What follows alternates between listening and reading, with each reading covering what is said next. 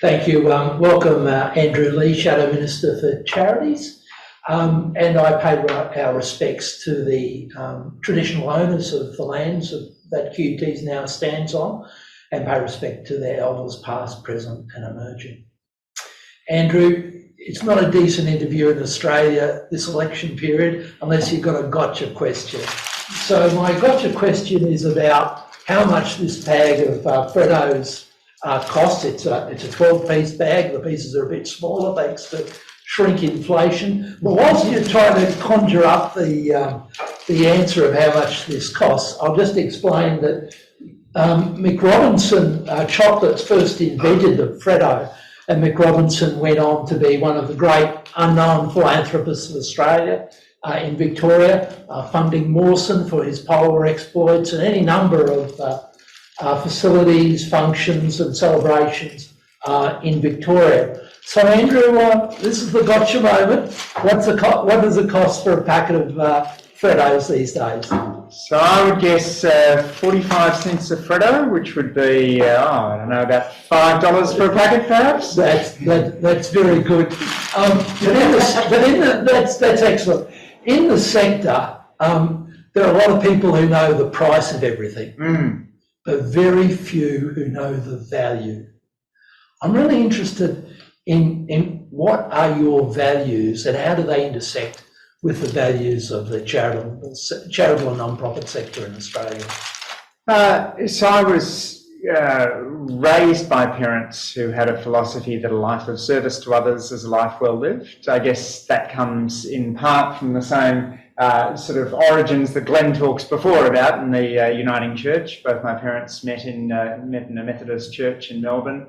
And that ethic of service I've always seen as being important.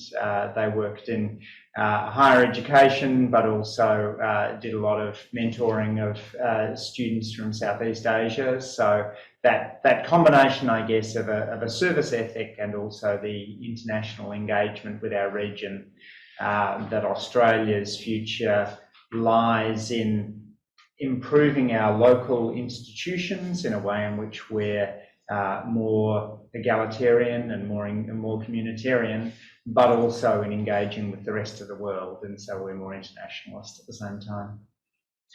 And what principles will you use over the coming period of your term to engage with the sector? What are the principles of the hard decisions that you've got to make if you're in government to do with the sector and non-profits and charities? I mean, what's your bedrock of dealing with? Yeah, so I think it's important to have sort of sector-wide engagement strategies in which you've got people who are running different peak organisations who can come together and not only share their own ideas but bounce off one another. But I'm also just aware that you don't want to get too far away from the people who are delivering services on the ground and the kind of local non-profit groups. So we were on Macleay Island yesterday with Kim Richards and Denisha Duff at the Macleay Island Arts Centre, and there we've promised $1.5 million to refurbish the Arts Centre. And I said, what are you going to do here? And they said, well, we'll be able to expand the space for hanging up artwork. At the moment, we can only have 80 artwork, and we'll be able to have a lot more than that. But really what it is it's about building community. So we want a place in which people can come and do art, because doing art is really fundamental to Macleay Island's sense of community and engagement. So I don't want to lose the ability to engage with groups like the Macleay Island Arts Centre and only end up talking to the very bright sector heads if we're fortunate enough to win. So you've announced some policies, a sector-wide blueprint, an industry plan perhaps for the sector?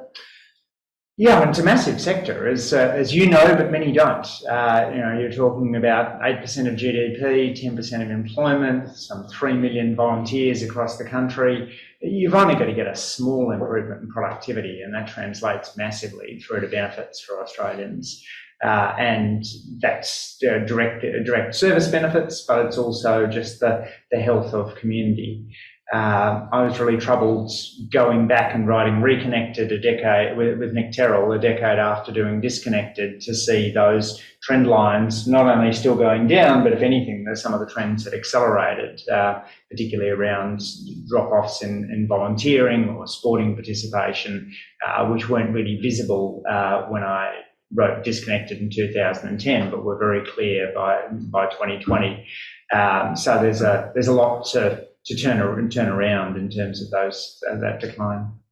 And an expert panel to assist in policy making? Yeah, and I guess that was my starting point there. You want to be drawing on those experts. You want to be drawing on the people who've spent a lot of time, in the Charities Commission and understand the sector from a research standpoint. Who've been had expertise across a range of different organisations, and that expertise is something that needs to be welcomed. I suppose the backdrop for all of this is that many in the sector feel they've been at war with the government for the last 9 years. It's prompted 3 open letters to successive Liberal Prime Ministers, an appeal to the United Nations from groups like Anglicare, Uniting Care and the Fred Hollows Foundation. It's been a pretty dysfunctional relationship from the point at which the government got elected and said it wanted to scrap the ACNC, to the point at which they replaced Susan Pascoe with somebody who'd made their name as a critic of charities. So that sense of collaboration has been lacking. I think that's the first thing to turn around. Just on appointments to key sector communication roles in government, will they be merit-based? Because we've seen the Conservative government in the UK again for the second time.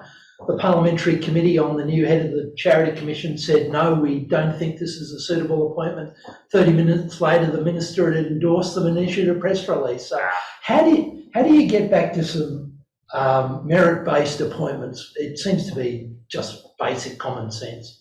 Yeah, and I've always taken the view that if you're a Labor person, then the merit-based appointments process is fundamentally much fairer and more egalitarian. That picking the person who may miss out on somebody who's got an unusual background, as an underrepresented minority.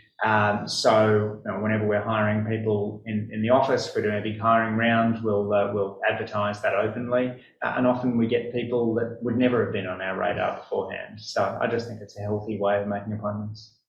And an aspiration to double philanthropy by 2030. Yes. Yeah, it's going to be done. I think it can be. It's doubling always sounds big until you reflect on the fact that New Zealand's there already. We're not talking about getting to American levels of philanthropy. We're talking about moving Australia to a more substantial level of giving, and that's a bit of that is about encouraging more people to sign up to the Billionaires Pledge, as Twiggy Forrest has done.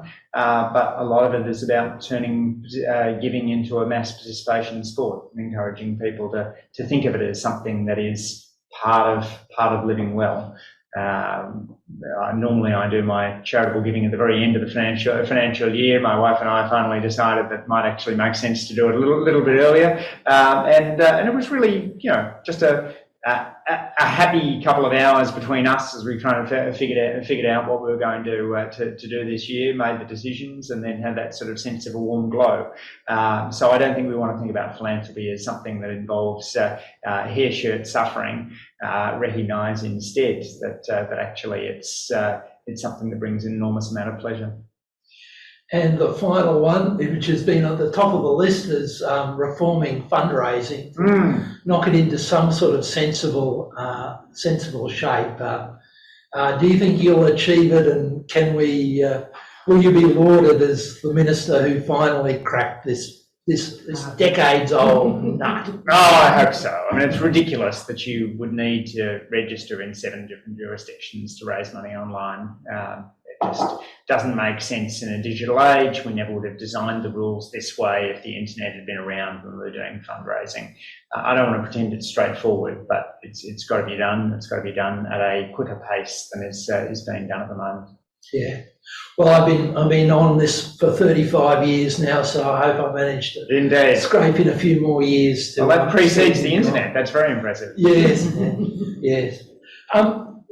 Just to wrap up now, I'd just be really interested to know what do you think the sector's going to be chattering about in 3 years' time before the next election? Where would you like them to be? Where do you think they'll be in 3 years' time? I'm a big fan of the effective altruism movement, influenced by GiveWell.org and Peter Singer, and the notion that we need to do impact evaluation better. And that my sense is that in terms of effectiveness for achieving any given goal, the gaps between charities aren't just a factor of 2, they're perhaps a factor of 100 or maybe even 1,000. And that suggests that as we move towards better impact evaluation, then we can do far more good. But I don't want to pretend that that's going to be an easy process, particularly if the impact evaluation comes back showing you that your competitor is 100 times more effective at reducing hunger in Brisbane, for example. So that'll offer some challenging conversations, but I think it's important, and I think people will give more the more evidence they can see of impact. And it gets us away from the alternative to measuring impact, which is to look at administrative overheads as some measure of impact, which it's clearly not. Oh, thank you for that. It's been delightful talking to you, and we look forward to the present Minister for Charities visiting the centre and seeing whether he knows not only the price of a pack of Freddos, but the value of philanthropy and non-profit enterprises. Yeah, that Robertson story is just great. Yeah, thank you very much for spending time with us today. Pleasure. Thank you.